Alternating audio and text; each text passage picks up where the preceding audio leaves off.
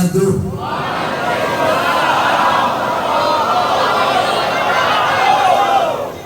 Alhamdulillah al-qawi sultanuh, al-wadih al-burhanuh, al-mabsut fil wujud karamuhu wa ihsanuh. Allahumma salli wa sallim wa barik wa karrim wa azim ala nuril anwar wa sirril asrar wa tiryakil akhyar wa miftahi babil yasar sayyidina wa maulana Muhammad al-Mukhtar wa alihi al-athhar wa ashabihi al-akhyar adada ni'amillah wa ifdalih, amma ba'd. Yang saya cintai, yang saya muliakan segenap para alim ulama, para habaib, tuan-tuan guru, para pemimpin daya, para tokoh masyarakat, segenap aparat pemerintah, wabil khusus sesepuh kita Abi Daud, yang saya cintai, yang saya muliakan, yang saya cintai, yang saya muliakan segenap pengurus daripada Masjid Tengku Dianjung, Masjid Tengku Dianjung atau Masjid Al-Habib Abu Bakar bin Husain bin Faqih. Yang saya cintai, yang saya muliakan segenap panitia peringatan saudara. Saya pikir masih maulid. Kalau kita acara maulid itu nggak ada habisnya. Saya bikin maulid nanti Syaban malam. Peringatan Isra wal Mi'raj baginda Nabi besar Muhammad beserta seluruh hadirin hadirat, bapak-bapak, ibu-ibu, khususnya para pemuda-pemudi kota Banda Aceh yang selalu dimuliakan oleh Allah Subhanahu wa taala. Alhamdulillah, saudara-saudara sekalian yang dimuliakan oleh Allah, pada malam hari yang mulia ini kita berkumpul di ini tempat. Ini tempat menjadi tempat turunnya rahmat, tempat turunnya maghfirah, tempat turunnya hidayah, tempat turunnya inayah, tempat turunnya barakah. Kenapa? Karena duduknya kita di ini majlis mendapatkan kemuliaan dan keutamaan daripada majlis-majlis ilmu, majlis yang merupakan warisan baginda Nabi besar Muhammad sallallahu alaihi wasallam. Karena Muhammad sallallahu alaihi wasallam beliau tidak mewariskan harta, tidak mewariskan uang, intan, permata, dinar, dirham, tidak mewariskan pangkat, jabatan, kekuasaan, tetapi warisan Nabi Muhammad adalah majlis-majlis ilmu yang kita duduki pada malam hari ini. Tidak ada tempat di muka bumi yang lebih mulia selain daripada tempat yang digunakan untuk menuntut ilmu. Bukan saya yang berkata, Sayyidina Umar bin Khattab radhiyallahu anhu, beliau mengatakan, Inna Allah lam yahluk fi wajhil ardi quraman afdal min majlisil ilm. Sesungguhnya Allah tidak pernah menciptakan di muka bumi sejengkal tanah yang lebih mulia selain daripada tanah yang digunakan untuk menuntut ilmunya Allah Subhanahu wa taala. Sehingga bagi saya, karpet-karpet yang engkau duduki, tikar-tikar yang engkau duduki untuk duduk di majelis ilmu lebih mulia dan lebih agung daripada kursi yang diduduki oleh seorang presiden, sultan ataupun raja. Jadi jangan pernah engkau menyepelekan majelis-majelis seperti ini, karena kadar kedekatanmu kelak di akhirat dengan baginda Nabi besar Muhammad, jarak jauh atau dekatnya engkau dengan Nabi itu menurut kadar kedekatanmu, jarak jauh dekatnya engkau di dunia dengan majelis-majelis seperti ini. Karena majelis seperti inilah warisan Nabi Muhammad, majelis-majelis ilmu, majelis-majelis zikir, para ulama, para ustadz, para kiai, para tuan-tuan guru, beliau-beliau pewaris ilmuwan Nabi, penyambung lidah Nabi, penerus perjuangan Nabi, pemegang tongkat estafet perjuangan Nabi. Engkau di dunia dekat dengan majelis ilmu, dekat dengan majelis zikir, dekat dengan beliau-beliau para ulama, maka dipastikan di akhirat engkau akan dekat dengan baginda Nabi besar Muhammad. Tapi kalau di dunia engkau jauh dari majelis ilmu, jauh dari ulama, jauh dari para ustaz, jauh jauh daripada tuan-tuan guru, dipastikan di akhirat engkau pun akan jauh daripada baginda Nabi besar Muhammad sallallahu alaihi wasallam. Al-mar'u ma'aman ahab. Seseorang akan dikumpulkan bersama dengan orang yang ia cintai. Al-Imam Malik berkata, Al-Imam Malik radhiyallahu anhu, beliau berkata, seseorang kelak di akhirat tergantung bersama siapa teman duduknya. Yakni mujalasatul qaum, satu kelompok, satu golongan, itu orang duduk bersama siapa dia di dunia, maka di akhirat bersama orang itu pula kelak dia akan dikumpulkan. Saudara-saudara sekalian yang dimuliakan oleh Allah, kita duduk pada malam hari yang mulia ini untuk mengenang satu peristiwa yang mulia, satu peristiwa yang agung, satu kejadian yang luar biasa, satu peristiwa yang dimana peristiwa itu adalah perjumpaan seorang hamba dengan Tuhannya, perjumpaan kekasih dengan kekasihnya, perjumpaan hamba yang mulia dengan yang maha mulia, perjumpaan hamba yang agung dengan yang maha agung, perjumpaan hamba yang luhur dengan yang maha luhur, yaitu perjumpaan Nabi Muhammad dengan Allah subhanahu wa ta'ala yang kita kenal dengan kejadian Isra wal Mi'raj. Saudara-saudara, saya tidak akan panjang lebar menjelaskan Isra Mi'raj, sebab kalau saya jelasin Isra Mi'raj itu biasanya kami selama bulan Rajab 1 bulan itu kami ngaji pasaran. Ngaji pasaran itu bahasa Indonesia ini. Jadi kami ngaji pasaran, pesantren salaf. Itu adat istiadat kami. Kami menghatamkan kitab Hasyiah Dadir. Hasyiah Dadir itu matanya adalah Qissatul Mi'raj, karangan Imam Najmuddin Al-Ghaiti. Jadi kemudian dengan sama kitab Tauqus Siraj fi Fadli Rajab wa Qissah Al-Mi'raj, karangan Syekh Muhammad Amin Al-Kurdi. Setiap bulan Rajab kami menghatamkan 2 kitab tadi dan menghatamkan kitab Sahih Bukhari.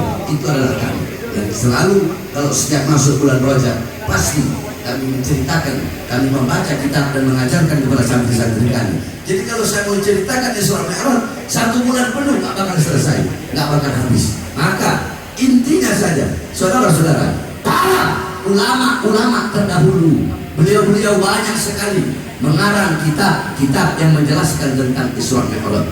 Sebab saya setiap ngomong, saya setiap berceramah, saya setiap dakwah pasti ada maroji. Maroji itu referensinya agar kita tidak tersesat di dalam berpikir atau di dalam memaknai daripada Isra wal Mi'raj. Saya sebutkan kitab-kitabnya, engkau pelajari kitab-kitab tersebut, maka engkau akan mendapatkan pemahaman tentang Isra wal Mi'raj baginda Nabi besar Muhammad. Banyak ulama-ulama yang larang kitab Isra Mi'raj. Ada kitab ada kitab namanya An-Nurul Wahhaj. An-Nurul Wahhaj fi Qissah Isra Mi'raj.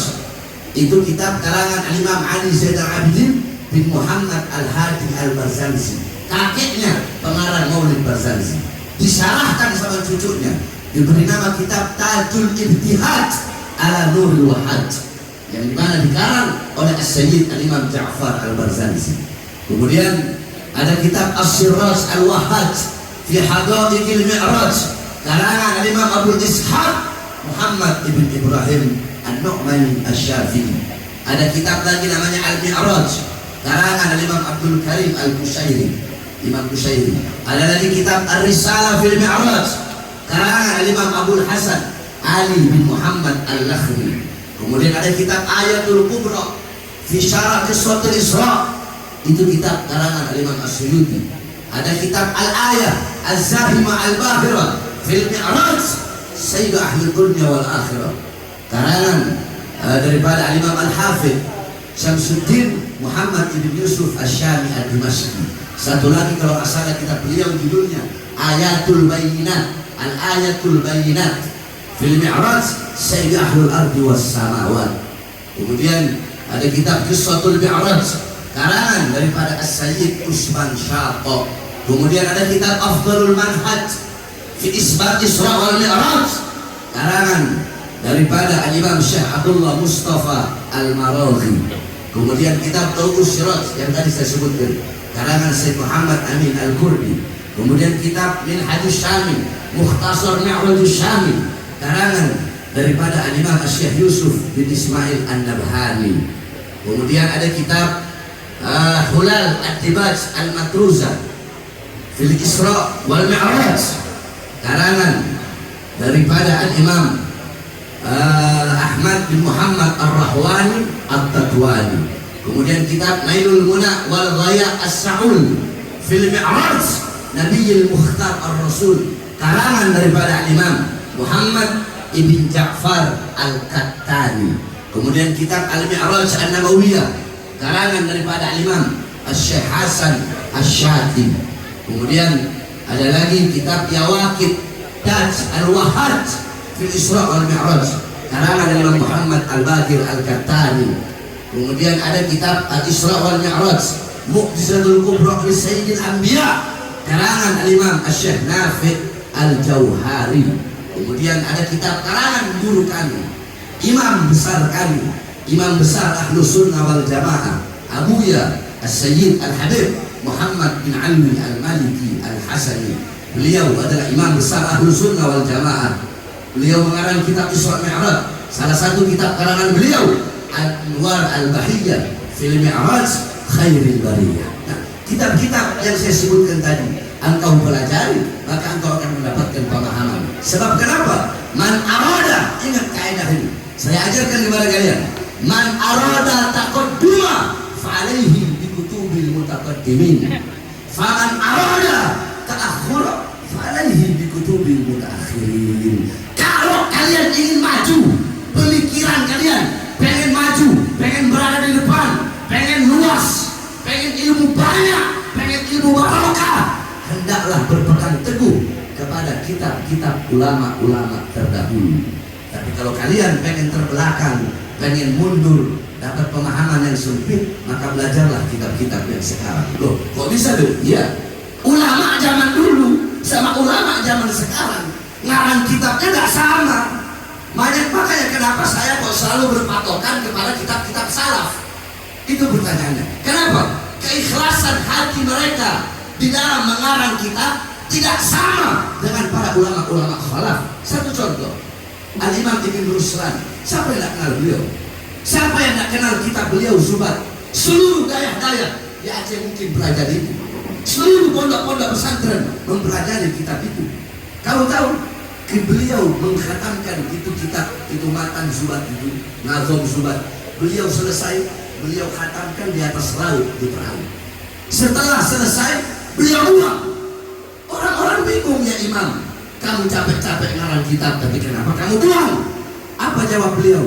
Beliau bawa ayat, kullu syai'in khaliqun illa wajhah. Segala sesuatu apapun akan hancur kecuali Allah. Beliau menafsirkan ayat itu, segala sesuatu yang diniatkan bukan karena Allah pasti hancur.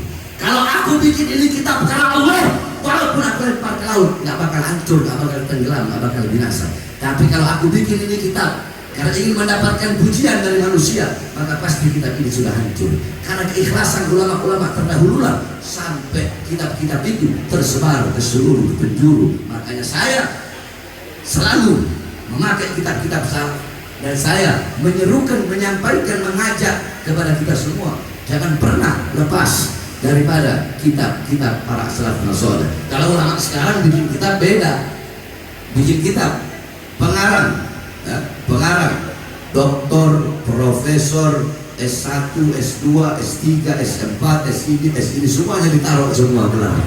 Ulama-ulama zaman dulu tidak ada seperti itu. Makanya keikhlasan mereka tidak sama. Itulah yang membuahkan, kalau kita belajar kitab zaman dulu, maka tidak akan pernah sama.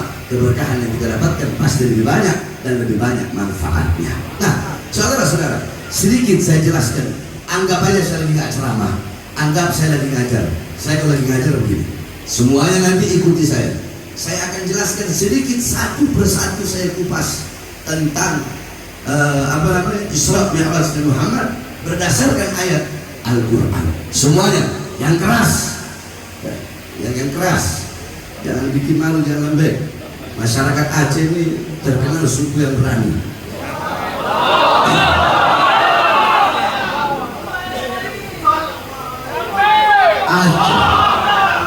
Aceh ini nggak bisa dikuasai Belanda, nggak bisa dikuasai Jepang. Makanya orang Aceh itu berani-berani. Makanya jangan lembek. Kalau lembek mending keluar aja dari sini. Saya tanya, siap semuanya ikut saya? Siap yang keras? Siap ngaji?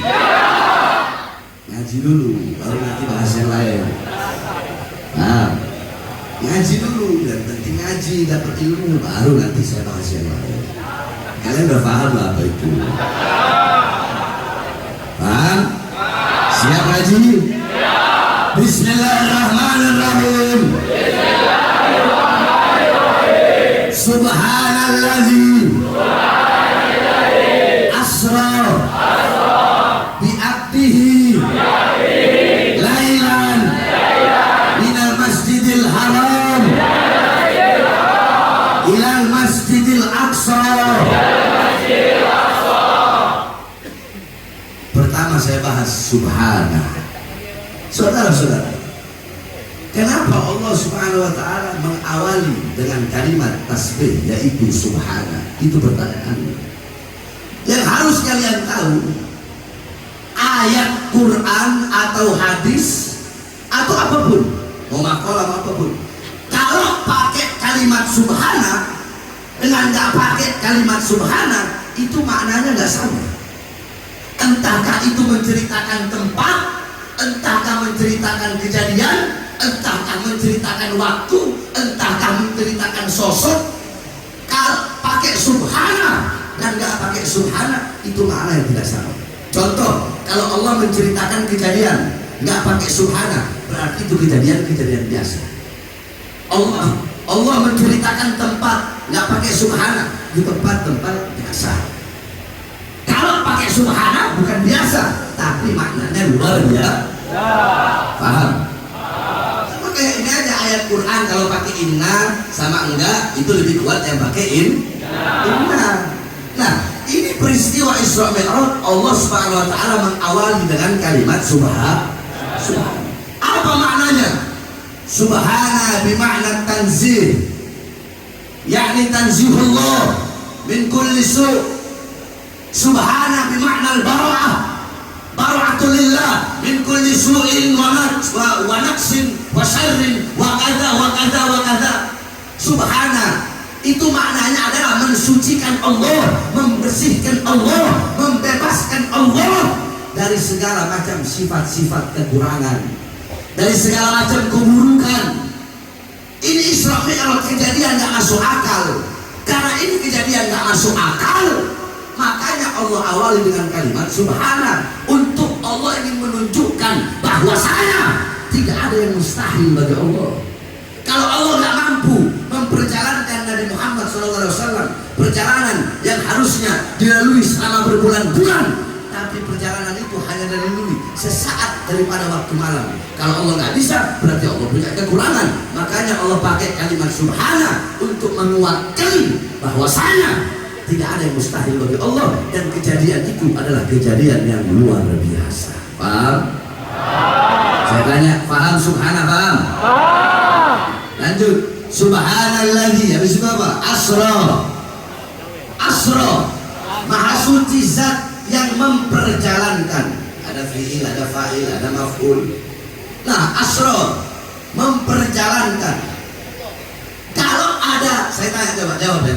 Kalau ada yang mempermainkan, berarti ada yang Kalau ada yang mempertontonkan, berarti ada yang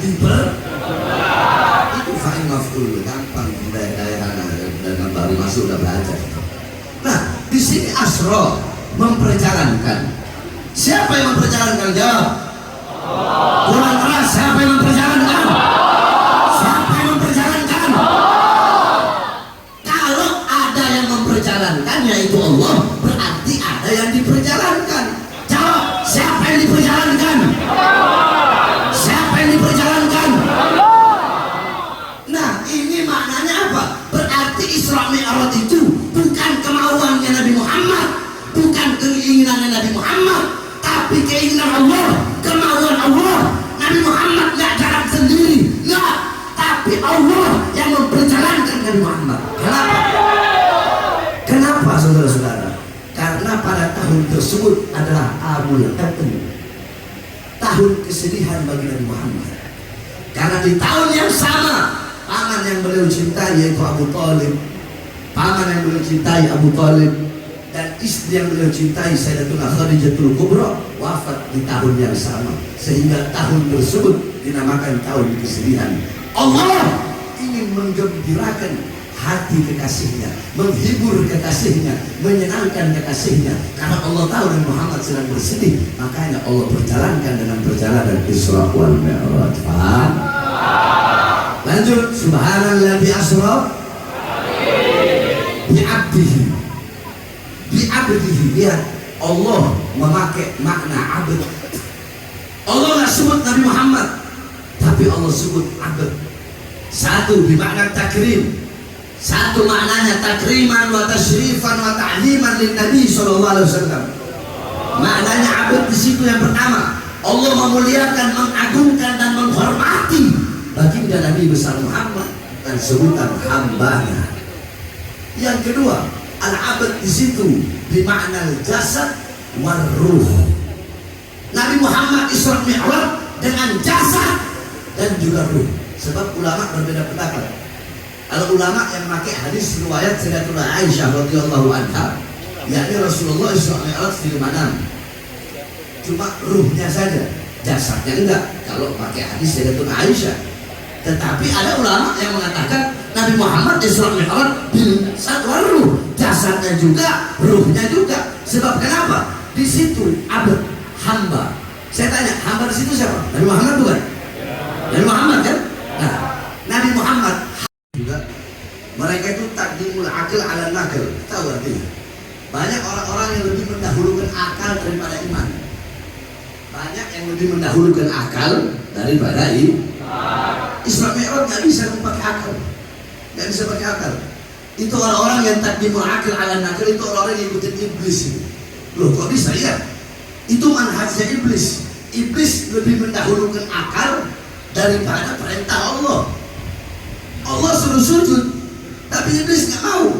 Kenapa? Karena menurut akalnya iblis, ya Allah, saya kau ciptakan dari api yang hebat, api yang membara-bara. Adam diciptakan dari tanah, tempat diinjak-injak. Saya lebih dulu kau ciptakan, saya lebih dulu banyak, saya lebih banyak ibadahnya, saya lebih banyak sujudnya selama ratusan ribu tahun. Saya pemimpin malaikat. Adam siapa? Kok saya harus sujud? Kalau menurut akal memang benar seperti itu. Tapi karena iblis lebih mendahulukan akalnya sehingga tidak mau sujud kepada Adam, Allah laknat iblis, Allah kutuk selamanya. Kan'an, putra Nabi Allah Nuh, menurut akalnya kalau saya naik ke atas gunung yang tinggi itu nggak mungkin banjir itu sampai ke gunung. Tapi kalau saya naik kapal bapak saya Nabi Nuh, bisa saja kapal itu terguling. Benar, masuk akal. Akhirnya apa? Kan'an celaka. Jadi terkadang saudara-saudara, kita harus mendahulukan iman daripada mendahulukan akal. Nah, tapi nggak apa-apa. Saya kasih contoh yang masuk akal. Kok bisa Jibril nggak bisa berjumpa dengan Allah, tapi Nabi Muhammad bisa berjumpa dengan Allah? Saya kasih perumpamaan biar kalian paham. Matahari, tahu matahari? Andaikan bumi nyampe ke matahari, hancur nggak? Hancur nggak? Planet ada nggak yang bisa nyampe ke matahari? Nggak bisa, nggak ada bisa sampai ke matahari. Yang bisa sampai apa? Ketika matahari terbit, dia mengeluarkan cahaya. Ketika dia mau terbenam, cahayanya kembali lagi kepada matahari. Jadi yang bisa sampai kepada matahari adalah bagian dari cahaya matahari itu sendiri. Jibril Allah ciptakan dari cahaya, tapi Jibril bukan bagian dari cahaya Allah. Sedangkan Nabi Muhammad Allah ciptakan dari cahaya, dan Nabi Muhammad adalah bagian dari cahaya Allah. Sehingga yang bisa kembali berjumpa langsung dengan Allah hanyalah bagian dari cahaya sendiri, yaitu baginda Nabi besar Muhammad. Apa dalilnya? Dalilnya an Jabir bin Abdillah Al-Ansari radhiyallahu anhu qala qultu ya Rasulullah bi abi wa ummi akhbirni an awwal syai'in khalaqallahu qabla asya'. Qala ya Jabir inna Allah khalaqa qabla asya' nura nabiyyika Muhammadin sallallahu alaihi wasallam min nurih. Makhluk pertama yang Allah ciptakan adalah cahaya Nabi besar Muhammad yang Allah ciptakan dari cahaya Allah Subhanahu wa taala. Paham? Jadi Nabi Muhammad Isra Mi'raj dengan jasad dan juga ruh. Subhanalladzi asra bi abdihi, terus lailan. Lailan itu dalam ilmu nahwu itu isim nakirah dengan tanda tanwin. Kalau isim ma'rifat tandanya pakai alif lam, al-lail. Jadi beda. Saya udah bilang kan, anggap aja saya lagi ngajar. Al-baitu pakai alif lam nggak? Berarti isim ma'rifat. Isim ma'rifat. Al-baitu, rumah itu. Rumah itu, rumahnya Tengku ini warnanya putih, rumahnya 2 tingkat, rumah itu di depan rumahnya ada taman, itu artinya. Jadi jelas. Tapi kalau baitun, isim apa? Baitun, rumahnya siapa? Warna apa rumahnya itu? Tingkat apa? Enggak tahu, enggak jelas. Nah, di sini kenapa pakai lailan? Ada maknanya, bukan enggak? Bimakna taklim fi muddatil isra. Maknanya adalah penyedikitan daripada waktu 1 malam. Jadi kalau pakai alif lam jelas Nabi Muhammad Isra yang 1 malam penuh. Tapi kalau di situ isim nakirah itu membuktikan, mengartikan bahwasanya Nabi Muhammad Isra Mi'raj bukan 1 malam penuh. Tidak ada yang tahu. Bisa jadi 1 jam, bisa jadi 1 menit, bisa jadi juga 1 detik. Wallahu a'lam. Karena di situ pakai isim lagi. Paham? Paham? Kalian jarang-jarang dapat ini. Saya kemarin ini dibujuk sama Habib Haikal, itu bujuknya udah kayak istri bujuk suami. Dibujuk-bujuk, Beb, ayo Beb, kalau saya nggak datang saya bisa digantung sama orang Banda Aceh. Karena saya baru selesai ceramah dari hari di Lombok. Tapi ya karena masyarakat saya juga udah lama nggak ke Aceh. Terakhir ke Aceh kapan? Tahun kemarin kalau nggak salah. Bilang saya kalau di Banda kan baru kali ini saya di Banda. Alhamdulillah senang saya bisa berada di Banda. Terus besok insya Allah besok pagi saya akan jalan-jalan ke Sabang. Sebab katanya Sabang lebih indah dari Bali. Ini kan bilang, ya kan? Terus saya pengen ke satu daerah, namanya Lamno, Mata Biru. Loh iya, saya mau cari istri yang mata biru. Biar di Aceh ada bahar-bahar bisnis yang menantinya bakal. Betul? Setuju nggak? Kan saya nanam bibit. Biar nanti di Aceh 20 tahun, 30 tahun lagi ada bahar bisnis yang lebih berani dari bahar bisnis yang sekarang. Anak saya. Cuma bagaimana tengku-tengkunya, tuan-tuan gurunya nak mau carikan saya. Ya kalau gitu biar saya cari sendiri aja. Biar semua pergi ke Langkau 3 jam. 2 jam besok pergi pulang. Pergi berenam, pulang 27. Sampai mana tadi? Laila. Lanjut. Ya, ini kita ngaji dulu, perhatikan. Minal masjidil, dari Masjidil Haram. Kamu tahu Masjidil Haram memiliki keutamaan dan kemuliaan yang tidak dimiliki oleh masjid-masjid yang lain. Dalam satu hadis Rasulullah, qala Rasul salatu fi masjidi hadha afdal min mi'ati min alfi salatin fi ma siwahu illa Masjidil Haram. Salatun fi Masjidil Haram afdal min mi'ati alfi salatin fi ma siwahu. Apa kata Rasulullah SAW? Salat di masjidku ini, yaitu Masjid Nabawi, lebih utama, lebih mulia daripada 1000 kali salat dibandingkan masjid yang lain.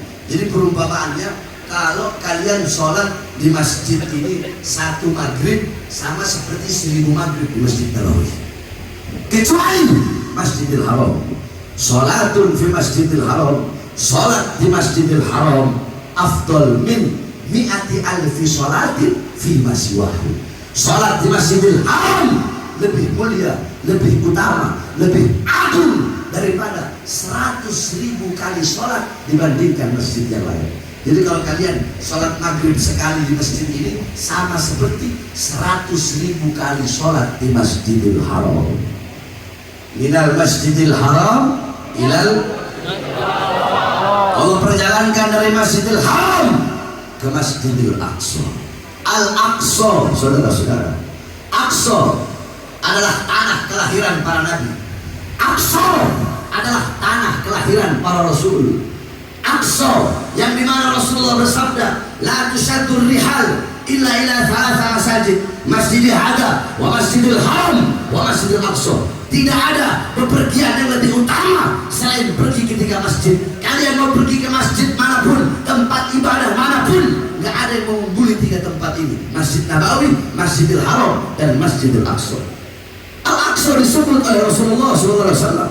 Al-Aqsa tempat akhirnya para nabi, tempat akhirnya para rasul. Al-Aqsa tempat mi'rajnya Nabi Muhammad SAW. Al-Aqsa lambang kemuliaan. Al-Aqsa lambang kesucian. Al-Aqsa simbol keberanian. Al-Aqsa simbol perjuangan. Al-Aqsa bukan hanya milik umat Islam Palestina saja, tapi Al-Aqsa adalah milik seluruh umat Islam. Tapi sayang saudara-saudara, coba kita lihat apa yang terjadi kepada Al-Aqsa sekarang. Al-Aqsa dikuasai oleh penjajah Israel, laknatullah. Saudara-saudara sekalian yang dimuliakan oleh Allah Subhanahu wa taala, kalau ada orang yang hatinya merasa biasa-biasa saja dengan penjajahan-penjajahan yang dilakukan oleh Israel terhadap rakyat masyarakat Palestina, maka itu orang gak pantas disebut umat Nabi Muhammad SAW. Mau dia ustaz kek, mau dia kiai kek, mau dia habib kek, bagi saya kalau ada ulama, ustaz, kiai, habib merasa biasa-biasa saja dengan apa yang terjadi di Palestina, itu ustaz bangsa, kiai bangsa, habib bangsa, itu saudara-saudara.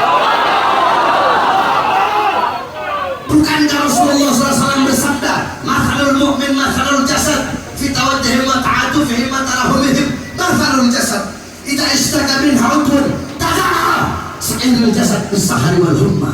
Perumpamaan orang mukmin dalam saling tolong-menolong, dalam mengasihi, dalam menyayangi, dalam saling peduli, bagaikan satu jasad. Kalau ada sebagian anggota tubuh yang merasakan sakit, maka seluruh anggota tubuhnya pun akan merasakan sakit. Saya tanya, kalian kalau sakit gigi, cuma gigi yang sakit? Enggak kan? Seluruh badan kita merasakan sakit. Nah, saudara-saudara, air mata rakyat Palestina itu pun air mata kita. Kalau kita punya iman, penderitaan mereka, penderitaan kita. Darah mereka, darah kita. Mereka yang kehilangan anak-anaknya sama seperti kita kehilangan anak-anak kita. Mereka yang kehilangan harta bendanya sama seperti kita kehilangan harta benda kita. Bayangkan, selama 70 tahun Israel Yahudi datang ke sana, ke Palestina, cuma modal kolor, bahkan sendal mereka nggak pakai. Mereka diterima sama umat Islam Palestina. Kurang apa kasih sayang Islam? Tetapi makin hari makin jadi, mereka makin menginjak-injak Islam. Mereka bunuh anak-anak, mereka bunuh perempuan, mereka jajah Israel. Al-Quds tidak ada lagi kumandang azan, tidak ada lagi sujud. Nah, kita sebagai sesama umat Islam, sebagai sesama umat yang mukmin, apakah kita hanya akan diam saja? Oleh karenanya saudara-saudara sekalian yang dimuliakan Allah, kalau kalian pengen tahu apa itu keberanian, apa itu keberanian, kalian lihat, kalau anak-anak kalian umur 6 tahun, 7 tahun sibuk pegang handphone, anak-anak Palestina umur 6 tahun, umur 7 tahun, mainan mereka adalah batu.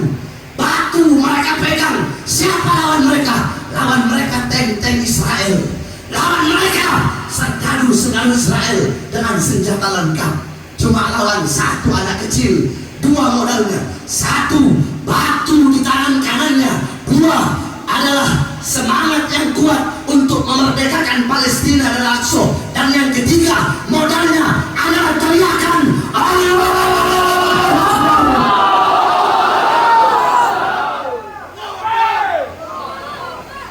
Wanita-wanita kalian dandanannya pakai bedak. Wanita-wanita Palestina dandanan mereka adalah debu-debu peperangan. Bahkan perempuan-perempuan Palestina kalau tidur pakai jilbab. Masya Allah, tadi saya lewat sepanjang jalan semuanya pakai jilbab. Saya nggak ada lihat orang Banda Aceh nggak pakai jilbab. Tadi saya lihat, kalau dia katakan pakai segini semua. Saya lewat tadi dari homestay sampai sini, saya nggak lihat perempuan yang nggak pakai jilbab. Ada kafe dulu, kafe kopi apa juga di sana. Pada hadapan saya lihat, sampai saya bilang subhanallah, semua yang kita pakai jilbab, semua kali nggak pakai jilbab. Nah, saudara-saudara, tapi kalau kalian tidur kan kalian lepas jilbab kalian. Wanita Palestina enggak, mereka tidur pakai jilbab. Ditanya, kenapa kalian tidur pakai jilbab? Apa jawabnya? Kami takut kalau suatu saat nanti rumah kami dibom, terus kami nggak pakai jilbab, kami mati dalam keadaan membuka aurat, sehingga bajingan-bajingan penjajah Israel bisa melihat sehelai walaupun daripada rambut kami.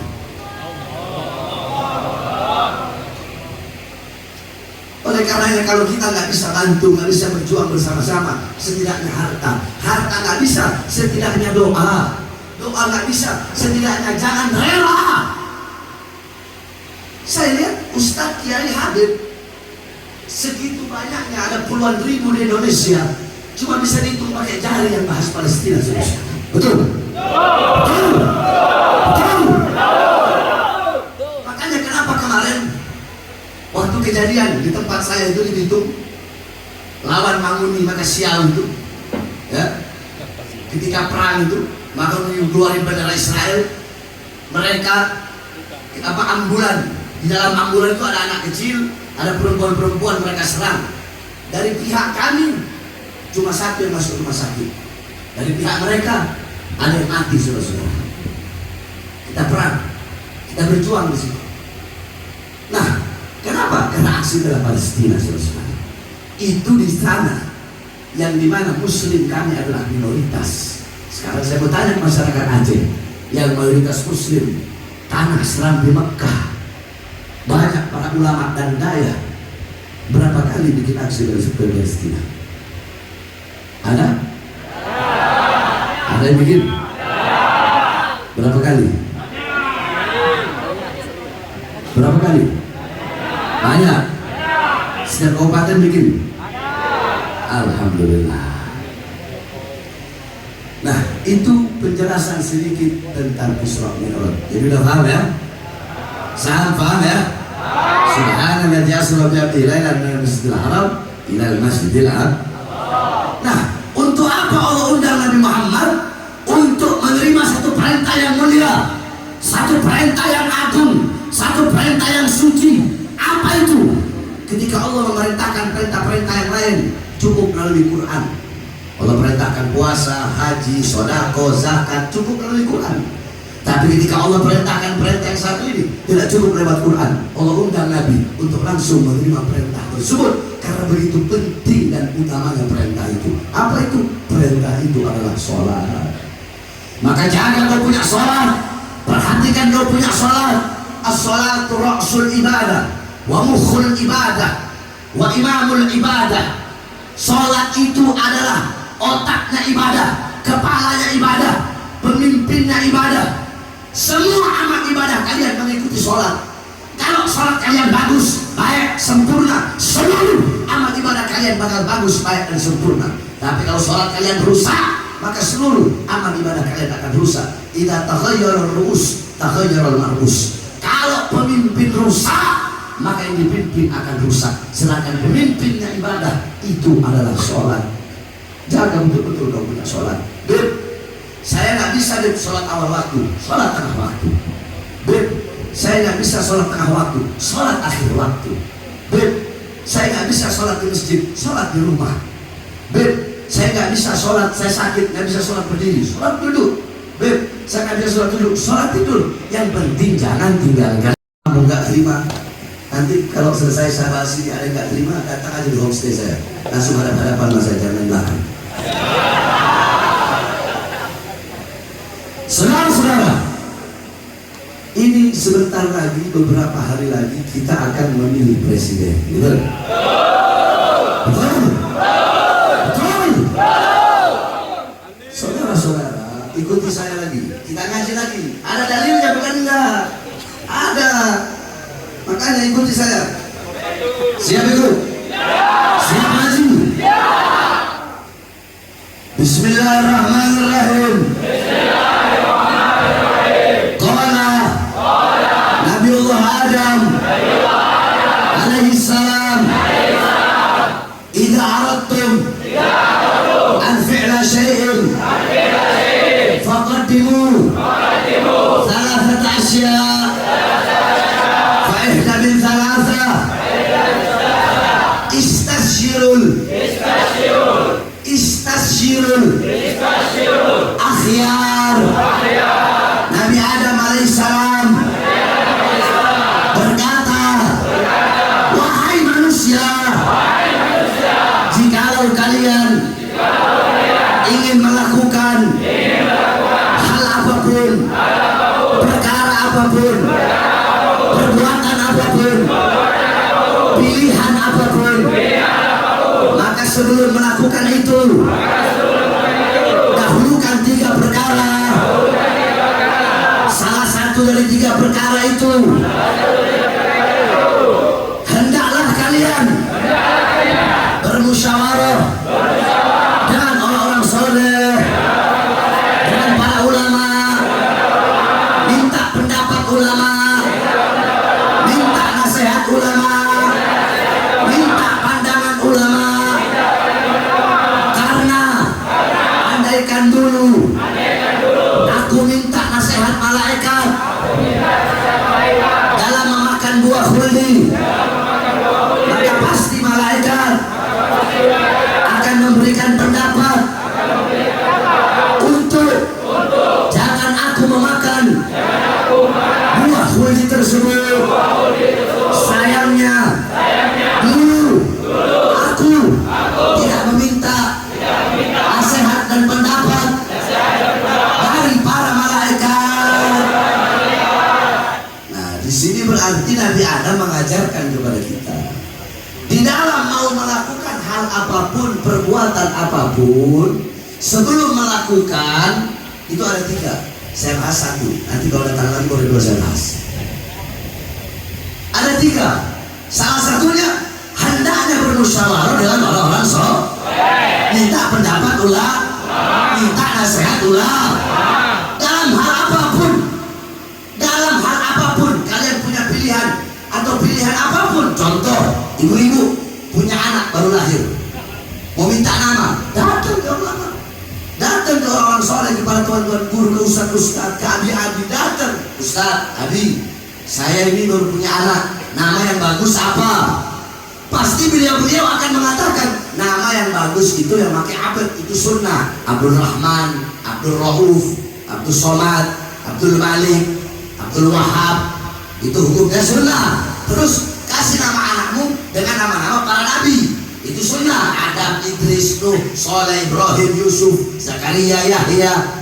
Kasih nama anak kamu sesuai hadis Nabi, tasammau bi ismi, bernamalah dengan namaku, nama-nama Rasulullah. Siapa? Muhammad, Ahmad, Toha, Mustafa, Mujtaba, Murtada, Murtado, Yasin, dan lain-lainnya. Sunnah kasih nama anak dengan nama-nama orang soleh, para imam, para sahabat, Abu Bakar, Umar, Utsman, Ali, Usama, Zaid, Haris. Kemudian para imam Malik, Hanafi, Syafi'i, Hambali, Syadili, Abdul Qadir Jailani, Suyuti, dan lain-lainnya. Itu hukumnya sunnah. Salim, Ali, yang nama-nama berarti bagus, berarti baik. Makruh memberi nama anak dengan nama-nama orang fasik, Alek, Joni, Hengki. Itu hukumnya haram memberi nama anak dengan nama-nama dewa, Krishna, Wisnu, Sinta, Rama. Saya tanya jawab, banyak nggak di Indonesia anak-anak Islam namanya Rama? Banyak nggak? Namanya Krishna banyak nggak? Namanya Wisnu banyak nggak? Haram. Kenapa? Karena orang tuanya goblok, nggak mau minta pendapat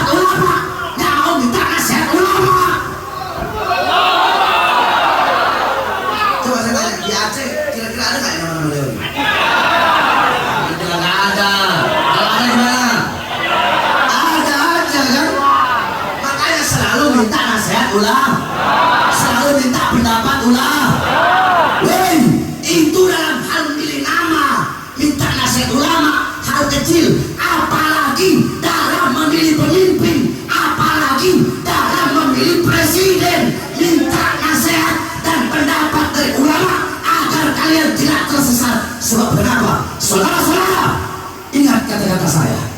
Suara-suara kalian besok pada hari pencoblosan, suara-suara kalian yang menentukan nasib bangsa ke depan, suara-suara kalian yang menentukan makmur atau jaya atau tidaknya atau sengsaranya Indonesia ke depan, suara-suara kalian yang menentukan apakah Indonesia akan dapat pemimpin yang baik atau pemimpin yang buruk, pemimpin yang adil atau pemimpin yang zalim. Suara-suara kalian yang menentukan besok ke depan Indonesia akan jadi negara yang kuat atau negara yang lemah. Indonesia akan jadi negara yang tegak berdiri sendiri atau negara yang selalu mengemis dan hutang kepada negara-negara lain. Suara kalian yang akan menentukan. Maka jangan sampai kalian salah dalam memilih presiden. Jangan sampai kalian memilih capres-capres yang menjadi pengkhianat bangsa. Saudara-saudara, jangan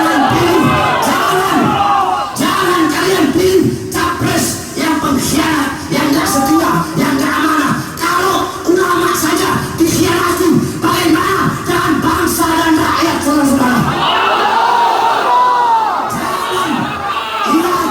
Jangan kalian pilih capres-capres yang ingin menjadikan Indonesia sebagai negara-negara dinasti.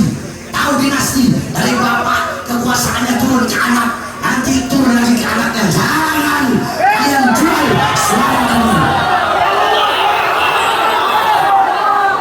Saya tanya, masyarakat Aceh mau jual suaranya? Saya tanya rakyat Aceh, bisa diserbu? Bisa disuap? Bisa dibeli? Maka tunjukkan kepada mereka para pengkhianat bangsa. Kami masyarakat Aceh, kami anak-anak yang berdiri di tanah Serambi Mekah, kami bersumpah demi Allah bahwasanya kami tidak akan membiarkan sejengkal tanah pun di Indonesia bagi para pengkhianat bangsa. Kami putra-putri Aceh bersumpah, kami putra-putri Aceh, kami putra-putri yang berdiri di atas tanah yang bersimbah darah para ulama, darah para syuhada. Kami bersumpah, kami akan menyampaikan kebenaran, melawan kezaliman. Kami putra-putri Aceh akan berada di barisan paling depan melawan kezaliman sampai titik darah penghabisan.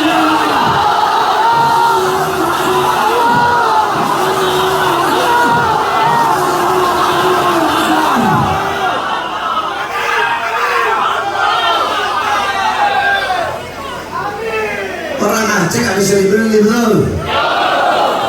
Orang Aceh gak bisa disuap, betul? Gak bisa disogok, betul? Sekalipun ada, ya paling 1, 2, 3 orang. Gak bisa dipungkiri, betul? Betul?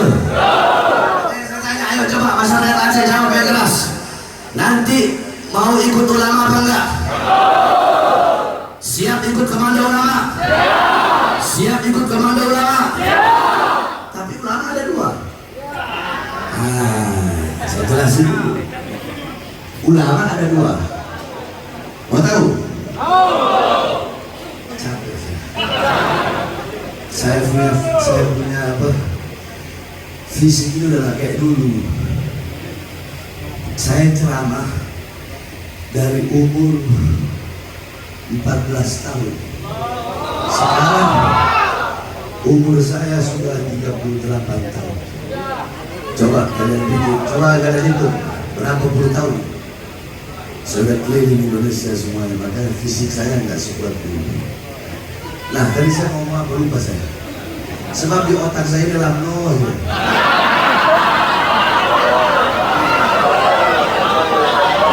Ulama itu ada 2. Yang pertama, yang satu, ada ulama yang lurus, ulama yang istiqomah, nggak bisa dibeli, nggak bisa disuap, nggak bisa disogok, tidak pernah mengkhianati umat, nggak punya kepentingan apa-apa. Yang kedua, ada ulama-ulama anjing, ustaz-ustaz anjing, kiai-kiai anjing, habib-habib anjing.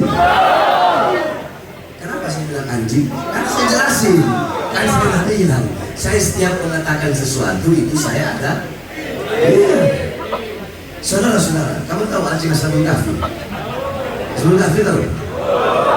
Setia nggak dia? Setia nggak?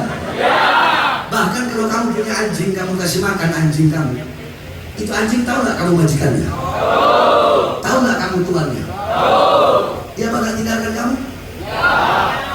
Kebanyakan dia bakal tinggalkan kamu? Suatu saat kamu gak ada makanan, itu anjing cari makan buat kamu. Itu anjing. Nah, ada ulama Allah kasih anugerah apa? Ilmu. Allah kasih anugerah, karunia, hadiah ilmu, amanah dari Allah. Tapi alimun alladzi yaj'alu ilmahu tabi'an ra'yil muluk. Ulama, ustaz, kiai, habib yang dimana ilmu mereka jadikan untuk mengikuti kemauan para penguasa. Penguasa mau yang halal jadi haram. Coba ustaz, kiai, habib, ini gimana caranya halal itu jadi haram? Mereka bakal cari-cari dalil bagaimana caranya yang halal jadi haram. Coba ustaz, kiai, habib, ini haram nih, coba bikin halal dong. Mereka akan mencari-cari dalil bagaimana caranya yang haram tersebut menjadi halal. Nah, saudara-saudara, saya tanya, mereka khianat gak sama Allah? Khianat gak sama Rasulullah? Khianat ya? Berarti ulama apa? Bukan anjing, lebih anjing dari anjing. Berarti bilangin anjing itu setia, berarti lebih anjing dari anjing. Saya tanya, mau ikut yang mana? Bukan babi. Lebih mulia bangkai babi dari ulama seperti itu, saudara. Bukan babinya, dari bangkainya lebih mulia. Saya tanya, masyarakat Aceh mau ikut mana? Yang lurus apa yang anjing? Yang lurus apa yang anjing? Saya tanya masyarakat Aceh, jawab semua yang keras. Waktu tsunami, Habib Rizik datang ke Aceh sendiri, hidup di hotel, bayar sendiri, makan sendiri. Kalau ulama yang lain, capres yang ngasih uang, ambil itu. Bagaimana caranya umat giring suara mereka untuk pilih saya? Ada ulama begitu. Tapi istimewa ulama kemarin juga, kami semuanya sendiri.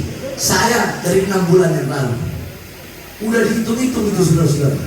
6 bulan saya ceramah keliling sampai bulan ini, perkiraan itu sekitar 8 juta suara. 7.800.000 ya, sekitar 8 juta suara yang akan diperoleh. Itu cuma saya, belum nanti dari yang lain-lain.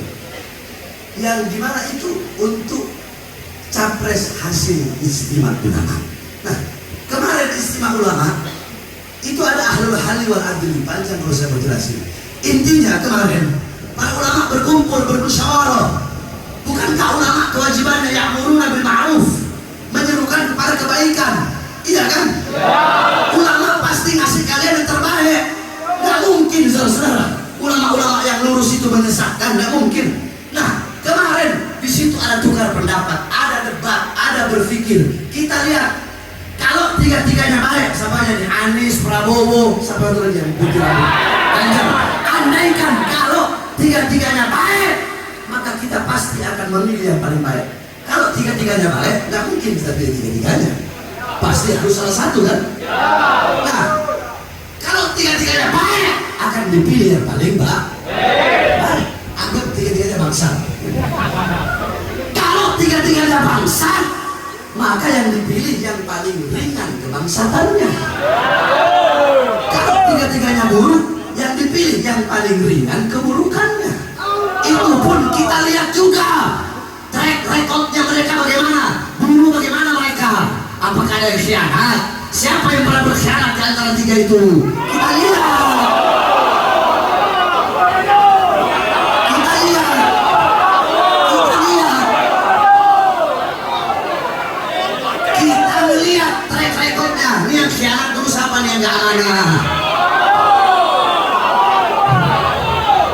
akan jawab. Di antara tiga ini ada nggak yang pernah korupsi? Nah itu kita lihat semua itu. Partai-partai pendukungnya seperti apa? Kita lihat semua, bukan enggak. Kita lihat sehingga dari tiga pilihan tersebut, mau dia tiga-tiganya baik atau tiga-tiganya buruk, sehingga keluarlah keputusan dari hasil istimewa ulama. Kami menyerukan, mengajak umat, masyarakat dan rakyat untuk memilih dan memenangkan Anies Baswedan.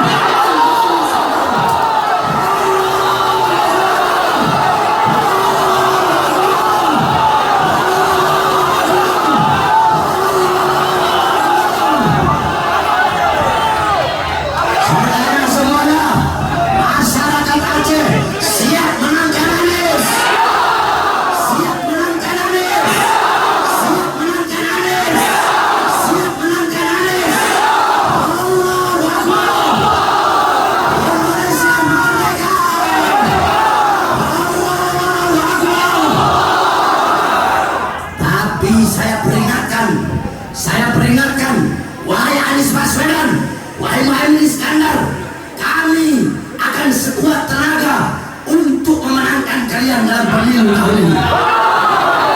Akan tetapi, kalau nanti kalian jadi, insya Allah jadi, amin. Kalau kalian jadi presiden dan wakil presiden, terus kalian khianat, kalian ingkar janji, kalian khianati bangsa, khianati rakyat, demi Allah, bakal disebut orang pertama yang akan melawan kalian.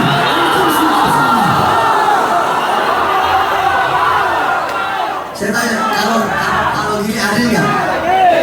Adil nggak? Adil nggak? Pilih-pilih betul. Tapi kalau nantinya dia ingkar janji, kita sikat. Kita hajar, betul. Jangan fanatik buta. Fanatik buta itu pintar ngomong, tutup mata, tutup telinga. Kesalimannya dibiarin. Oh, kalau bahan sedikit nggak ada. Walaupun saya menyerukan umat pilih Anies, kalau nanti dia jadi khianat, Bahar bin Smith akan lawan dia di kursi presidenan yang sudah. Makanya saya semua masyarakat Aceh siap ikut komando lama? Siap ikut komando yang besar? Sebab kenapa? Saya kasih tahu sama kamu, musim pemilu ini, pejabat, aparat dari RT, RW, lurah, camat, bupati, wali kota, gubernur, presiden, anggota dewan, butuh sama rakyat, butuh sama masyarakat, kalau ada maunya doang. Betul? Iya, ini yang terjadi, saudara-saudara. Oh, istri-istrinya capres pakai jilbab, mak banteng pakai jilbab.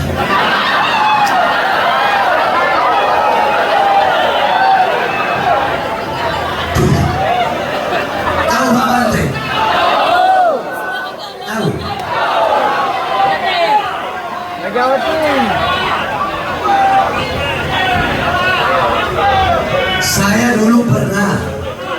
Saya dulu pernah dilaporin. Kalau ada ngomong saya pulang. Ada yang ngomong saya pulang. Saya dulu pernah dilaporin sama Hasto. Dilaporkan masalah apa? Katanya saya hina Kawati dengan sebutan mak banteng. Akhirnya saya dipanggil sama cybercrime. Diperiksa lah sama polisi. Duduk saya begini. Kata polisinya, apakah benar Habib menyebut Ibu Megawati dengan sebutan mak banteng? Oh, benar sekali. Saya jawab, benar sekali itu. Kenapa Habib? Saya ajari kau Pak ya, tulis. Mak banteng itu lakop. Lakop itu gelar. Setiap lakop pasti ada nisbat. Satu contoh, Abu Nawas, tahu? Ya. Abu Nawas itu lakop, gelar, bukan nama, bukan namanya. Nisbatnya, penyandarannya apa? Karena dia Abu Nawas waktu bapaknya kerah, kerah baju. Karena dia kalau pakai baju, kerahnya itu lebih panjang dari kepalanya. Makanya dinamain bapaknya kerah baju. di Aceh, Syekh Abdul Rauf As-Singkili. As-Singkili itu lakom. Itulah nisbatnya penyandarannya apa? Karena beliau berasal dari daerah Syekh Yasin Al-Fadani. Al-Fadani itu lakom karena beliau berasal dari Syekh Abdul Somad Al-Palembani. Kenapa? Karena Palembang, Al-Palembani itu lakom nisbatnya karena beliau berasal dari Palembang. Nah, sekarang saya tanya sama Bapak, Megawati itu ketua umum apa? Ya, dijawab Bapak, kalian informis ya. Ketua umum apa? PDI lambangnya apa? Saya bilang, karena PDI lambangnya Banteng, makanya saya panggil Mak Banteng. Kalau PDI lambangnya monyet, saya panggil Mak Monyet. Terus berarti SBY, ya iya SBY, partainya lambang apa? Mercy. Berarti bapaknya Mercy. Abu Rizal Bakri, Beringin. Berarti bapaknya Beringin. Ya begitu aja, kan repot. Kata polisinya, iya juga begitu.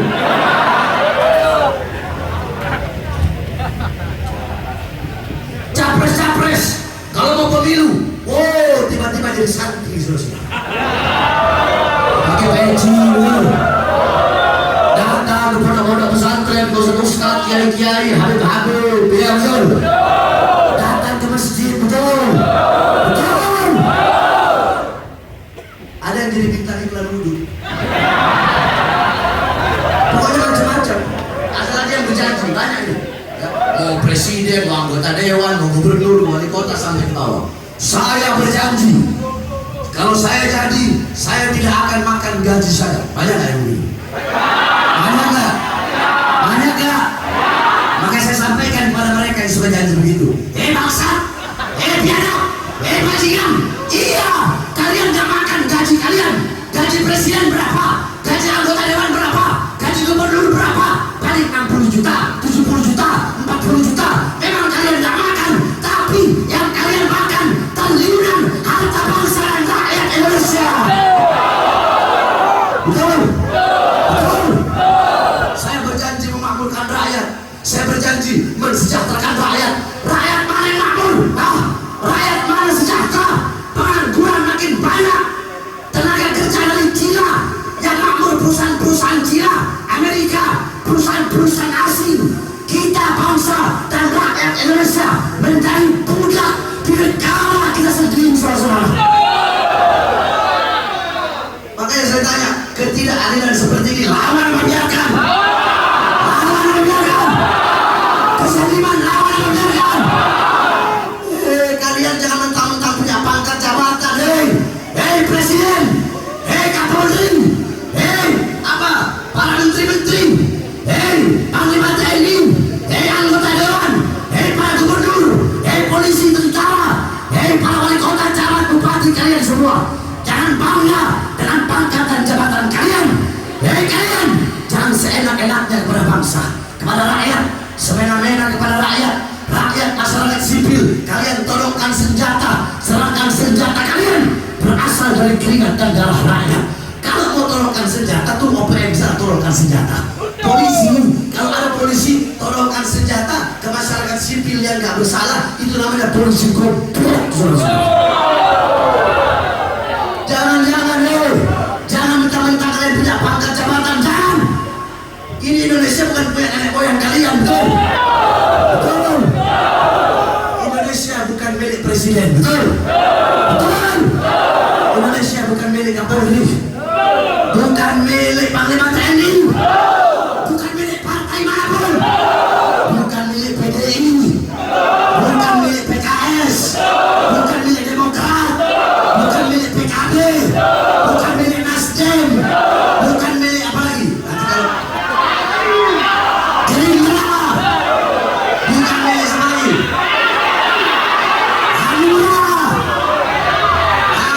Pokoknya Indonesia bukan milik partai manapun, tapi Indonesia milik kami, bangsa dan rakyat Indonesia.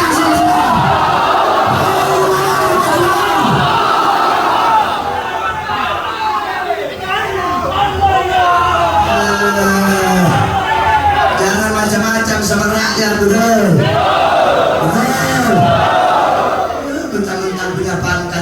100% enaknya sama rakyat, saya maafkan kau. Iblis saja saya maafkan, baru cuma kalian para pengkhianat bangsa. Betul? Betul? Oleh karenanya makanya kenapa saya keluar masuk penjara, karena inilah saya menyampaikan kebenaran. Suara rakyat yang saya wakilkan, yang saya tegakkan keadilan. Saudara-saudara, saya 11 kali masuk penjara, 11 kali keluar masuk penjara. Untuk apa? Untuk membela rakyat, bela bangsa, bela negara, menegakkan keadilan, melawan kezaliman. Sampai-sampai kalian tahu, saya baru bebas 1 hari dari lapas Pondok Rangon. Saya bebas siang, malamnya saya ceramah. Ketika malam saya ceramah, besoknya saya langsung dibawa ke Nusa Kambangan. Nusa Kambangan, penjara paling maksimum, paling tinggi, paling ketat di Indonesia, berada di tengah-tengah laut. Di borgol tangan saya, dari borgol tangan nyambung ke perut, dari borgol perut itu nyambung sampai ke kaki, saudara-saudara. Saya dibikin seperti penjahat besar. Kalau kalian ingat Cut Nyahdin dulu pernah di borgol seperti itu, pernah lihat? Nah, seperti itulah saya di borgol. Seperti itulah saya di borgol, tangan saya, perut saya, kaki saya. Saya dibikin seperti penjahat besar. Saya tanya, saya penjahat? Saya penjahat? Saya bandar narkoba? Saya maling uang rakyat? Saya merugikan negara? Kalian mau tahu gara-gara apa saya diperlakukan seperti ini? Gara-gara apa? Gara-gara ceramah saya. Apa isi ceramahnya? Waktu itu lagi PSBB, saudara-saudara. Lagi PSBB. Ketika itu saya keluar penjara, saya nggak pakai mikir, langsung saya bela rakyat. Saya bilang, wahai presiden, wahai para pejabat, rakyat kalian kurung dalam rumah, tapi kalian tidak berikan kebutuhan-kebutuhan pokoknya. Itu ceramah yang bikin saya masuk lagi. Saya tanya, itu ceramah kata mereka provokasi. Itu provokasi? Provokasi? Provokasi itu pembelaan. Apa itu? Provokasi itu? Terus apa? Apa? Yang kedua saya bilang, hei presiden, hei pejabat, warung-warung kecil milik pribumi yang ada di Jakarta dan sekitarnya, warung Batak, warung Aceh, warung Sunda, warung-warung kecil kalian paksa tutup, tetapi mal-mal dan perusahaan asing tetap buka di masa corona. Yang ketiga saya bilang, pengangguran lagi banyak-banyaknya di Indonesia di masa corona, tapi tenaga kerja dari Cina tetap kalian kirim ke daerah Morowali, Sulawesi. Salah saya ngomong begitu? Salah. Kalian sebagai rakyat jawab, kata mereka itu meresahkan atau pembelaan? Meresahkan atau pembelaan? Saya tanya masyarakat Aceh, terwakilkan tidak? Terwakilkan tidak? Tapi gara-gara itu saya ditahan lagi, dipenjara lagi, diborgol tangan, perut dan kaki saya. Kenapa? Karena saya bela rakyat yang susah, rakyat yang kelaparan, rakyat yang menderita. Saudara-saudara, sekarang saya sudah muak, saya sudah tidak peduli. Mau saya dipenjara kek, ditembak kek, diracun kek, dibunuh kek, saya tidak peduli. Untuk bangsa, untuk rakyat, untuk Islam, jangan di penjara. Nyawa saya, jiwa saya, darah saya murah harganya untuk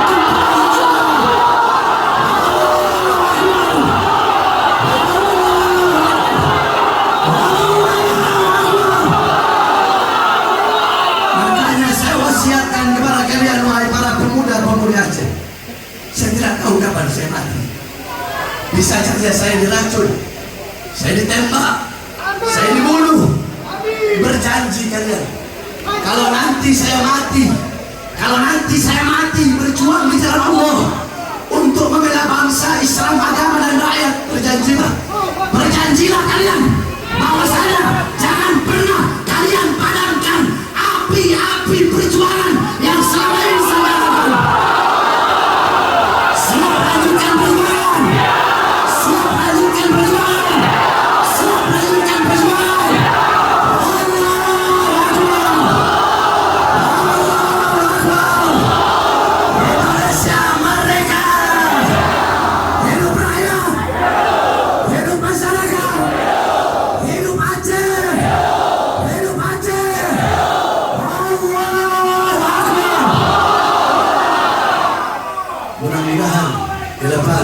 Indonesia Allah berikan pemimpin yang baik, pemimpin yang adil, yang bisa mensejahterakan rakyat, pemimpin yang bisa membawa Indonesia menjadi negara yang dihormati dan disegani oleh negara-negara.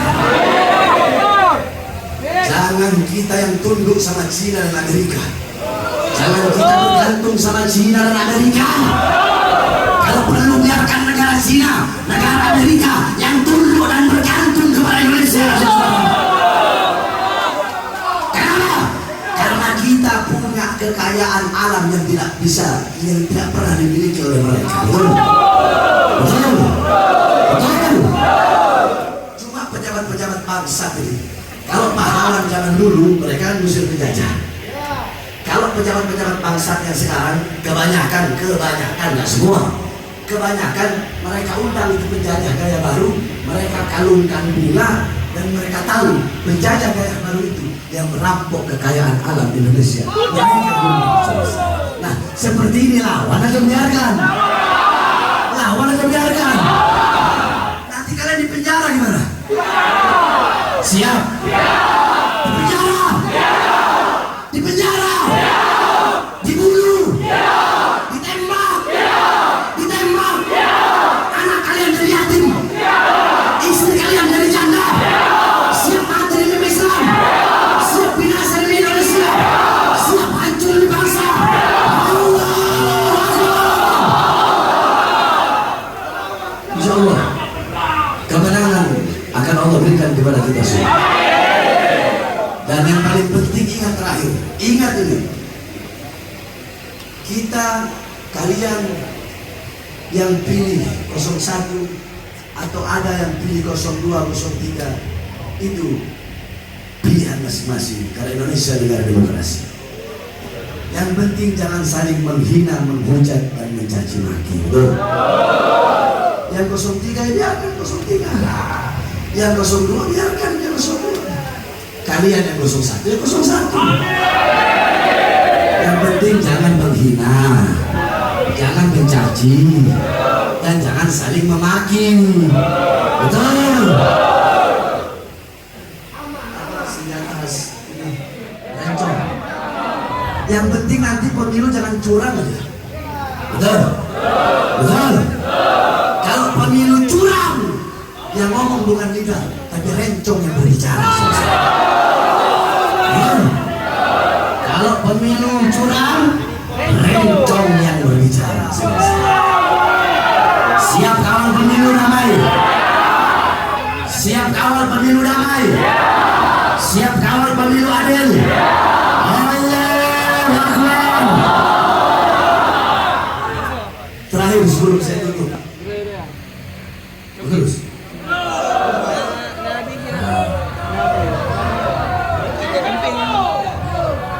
Saya punya penyakit jantung, namanya apa? Kardiomyopati. Kardiomyopati itu nggak boleh terlalu capek, nggak boleh. Itu biasanya langsung saya nggak sadar. Makanya walaupun sedikit, insya Allah ini bukan terakhir kali kita berjumpa. Bukan terakhir kali kita saling menatapkan wajah. Insya Allah tahun depan kita bisa berjumpa. Terakhir, sebelum saya tutup, saudara-saudara masyarakat Banda Aceh yang saya cintai dan saya muliakan,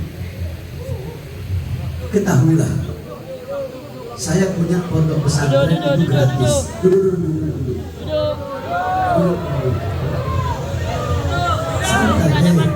Saya datang itu jarang-jarang, bisa 3 tahun sekali. Duduk santai.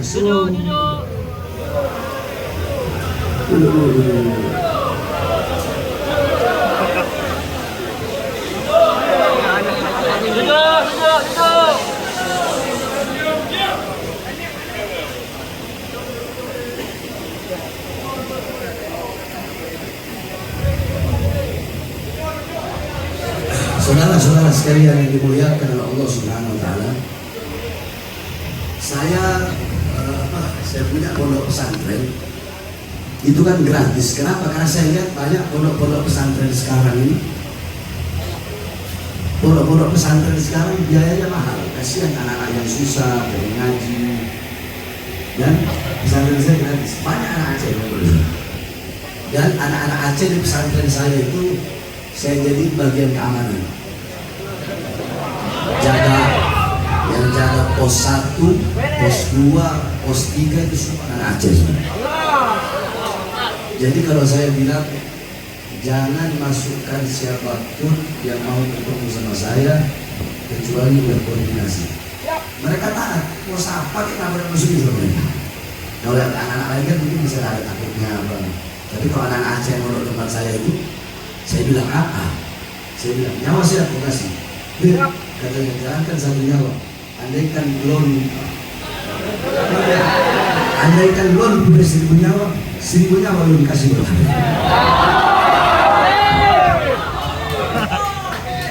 Murid Aceh udah banyak, tinggal istri Aceh.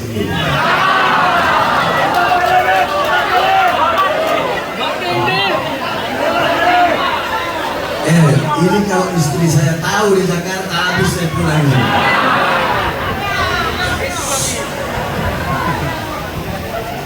Jadi karena pesantren saya gratis dan saya haramkan pesantren saya, itu ikhtiar, kehati-hatian saya, pribadi saya sendiri untuk tidak mau menerima haram jada sebagai bantuan dari pemerintah.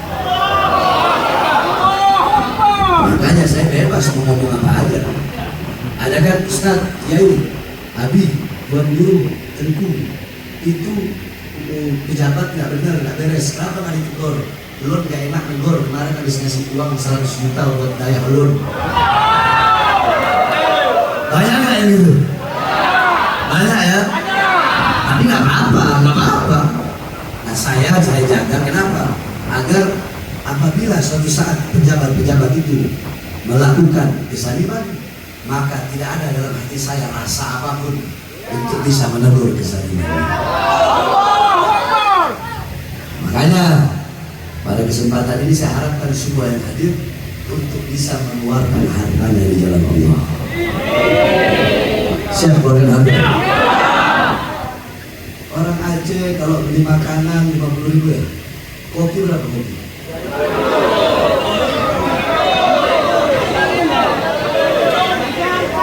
Kopi yang enak. Kalau pergi ke kafe makan dulu berapa? Sekali kita makan dulu. Ya ambil 100 lah. Sepakat 100 ya. Nah, itu bakal hilang nggak? Itu makanan minuman yang kau makan hilang nggak? Binasa nggak? Hancur nggak? Kau rela mengeluarkan 100.000 untuk yang hancur menjadi binasa. Kenapa kau tidak rela mengeluarkan 100.000 untuk yang kekal abadi di jalannya Allah? Coba kau pikir, buat makan tadi itu enak, makan saya gulai apa kita makan itu Abi, kita makan apa tadi yang kuah ada gulai ikan, kepala ikan, itulah asam,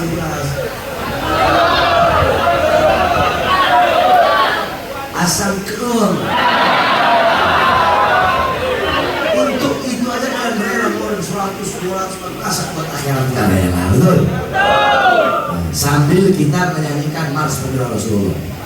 Nanti panitia atau laskar tolong gelar sorban sampai ke belakang sana.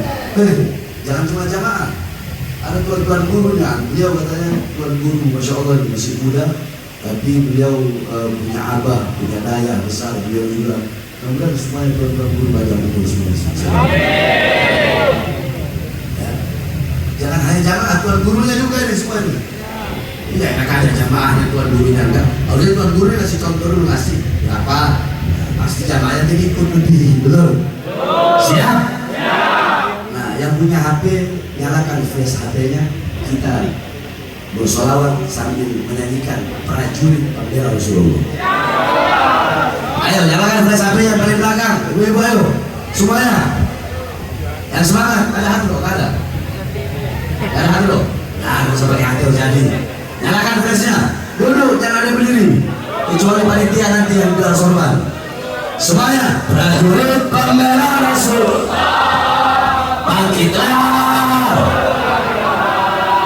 bangkitlah, satukan hati, musuh di depan mata, lawan dia, darah untuk agama dan negara, kematian. Maju, maju, maju terus, maju, habisi. Kami berjanji demi Allah, rela binasa demi agama. Wahai prajurit pembela Rasulullah, berjuang tanpa lelah, walau harus takkan mundur, takkan mundur.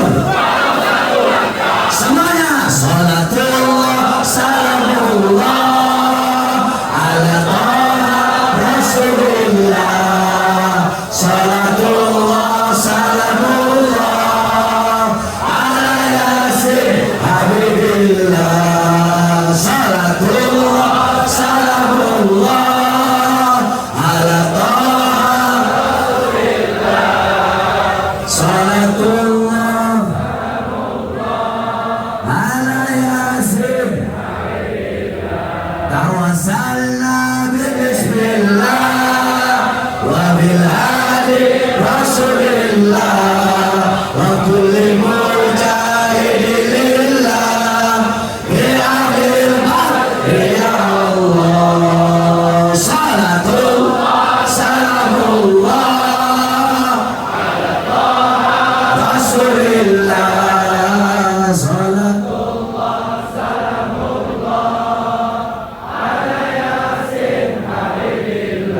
prajurit, prajurit pembela Rasulullah, bangkitlah untuk agama, bangkitlah untuk negara, satukan hati, satukan jiwa, musuh di depan mata, lawan dia, sampai berdarah, agama dan negara tercinta.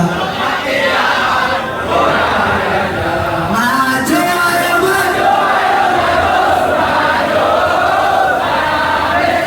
pengkhianat bangsa. Kami berjanji demi Allah, rela binasa demi agama. Wahai prajurit pembela Rasulullah, walau harus, walau satu langkah, takkan mundur, takkan mundur, takkan mundur. Mudah-mudahan Allah hadisi para pengkhianat bangsa. Terakhir sebelum saya tutup, untuk para aparat kepolisian saya memberikan apresiasi karena telah menjaga acara ini, baik aparat polisi atau TNI, sehingga acara berjalan tertib dan damai. Tapi kalau andaikan mau panggil panitia karena isi ceramah saya, jangan panggil panitia. Kalau mau ancam, jangan ancam panitia. Kalau mau panggil saya, ancam saya, teror saya Pak Amir Smith memperjuangkan, saya bertanggung jawab atas apa-apa yang saya sampaikan pada malam hari ini, saudara. Jadi kalau mau panggil, jangan panggil panitia, jangan panggil panitia, jangan ancam panitia. Panggil saya, ancam saya, mumpung saya masih ada di situ. Gimana? Di homestay itu, homestaynya siapa tuh nggak tahu. Aman, aman, aman. Hidup Aceh, hidup Aceh, hidup Serambi Mekah. Allahu Akbar, Allahu Akbar, Allahu Akbar.